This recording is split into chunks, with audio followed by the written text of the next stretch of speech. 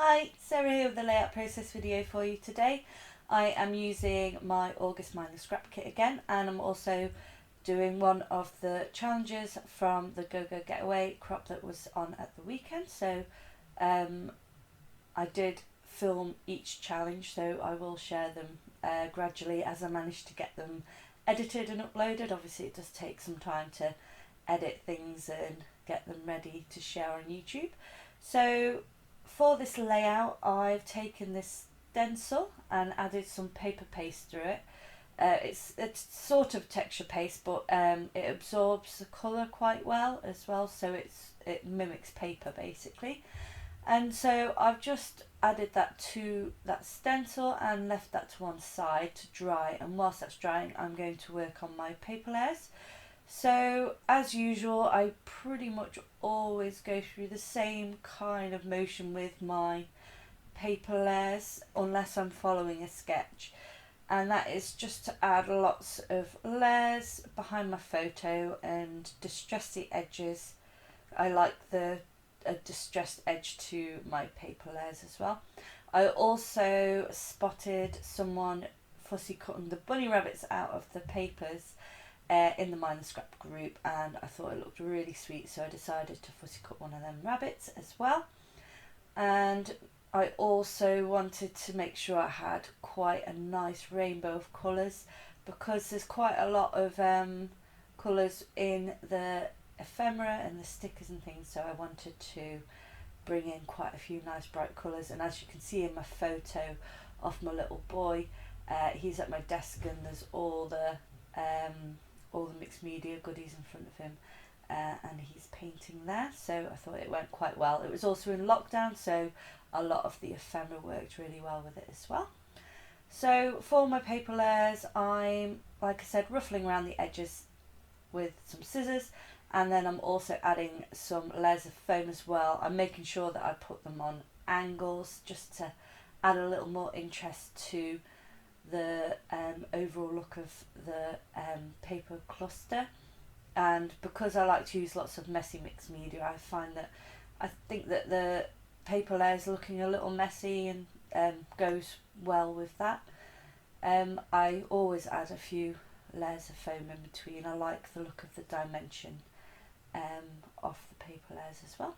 And now I've got those down, I also added in a little sticker there, some word stickers, some circular stickers. These are all the embellishments from the various Mind the Scrap kits.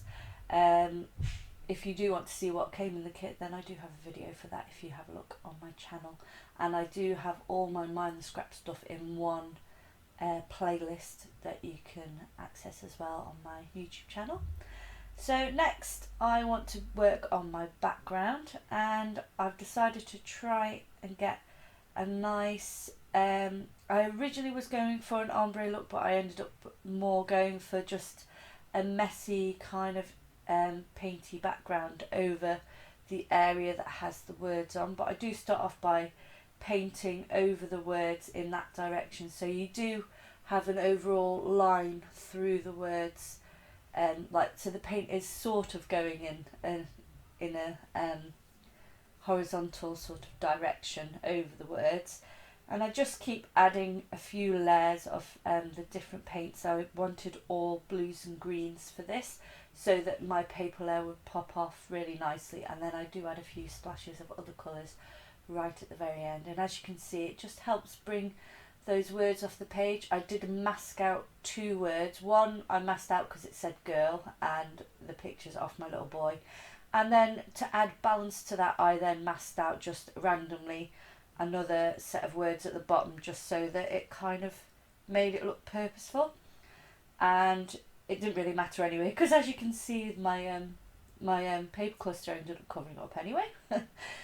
And now I'm just adding a few enamel dots that also came in the kit. I do love to use enamel dots. I tend to use sequins in general, but if I do get them in a kit, then I always like to use them on my layouts. I feel like they frame things really nicely. They add a little something to your clusters as well, embellishment clusters. I decided I needed a little more colour in that background. I wanted to bring in a few extra colours, so I just used some greens, and I also used some yellow splashes of Distress oxide spray as well, and then do a few splashes around the edge so that it's not a neat kind of painty look, because that's not what I was going for this one.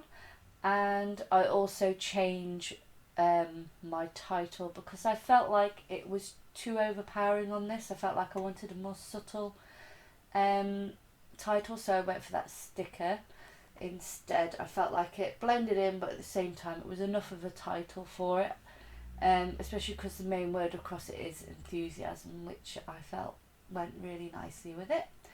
And I think I'm pretty much done. Oh no, I decided that I wanted something else on the background, and I decided to bring back some white back into the layout. I felt like I'd done too much paint on it, so in order to bring a little bit more white back into it, I mix water and gesso and use that fan brush there to splash that all over the layout. And then finally, because the paper is a mustardy yellow rather than a bright sunshine yellow, I wanted to use both the sunshine and mustard yellow, so I've added a few splashes of, I think it's fossilized amber maybe, the Distress spray there, just a few bits there. And that is me done. Here's a bit of a close-up. If you like this video and you haven't already, then please do subscribe to my channel. I do lots of scrapbook layouts, mixed media, and I do some planner and journaling things as well. So thanks for joining me today. Have a great day everyone, and I'll see you in the next video. Bye!